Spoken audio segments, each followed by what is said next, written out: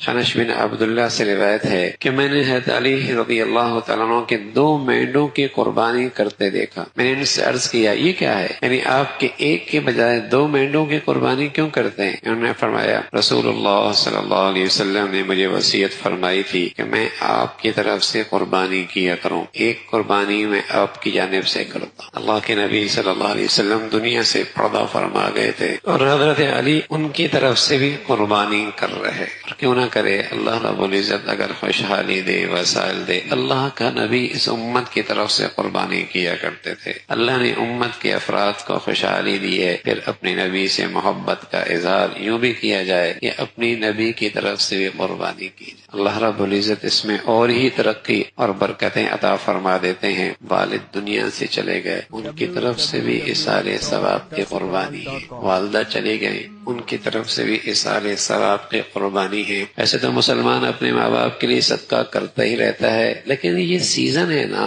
یہاں اجر زیادہ ہے، بدلہ زیادہ ہے، عطا زیادہ ہے۔ زندوں کے لیے بھی کر سکتے ہیں، جانے والوں کے لیے بھی کر سکتے ہیں۔ زندوں کے لیے بچے نابالغ ہیں، ان کی طرف سے بھی کر سکتے ہیں، سعادت کی بات ہے۔ تو یہ مسلمانوں کی طرف کمائی کا ایک موسم ہوتا ہے، اللہ رب العزت اس پہ خوب بہانوں سے عطا فرماتے ہیں۔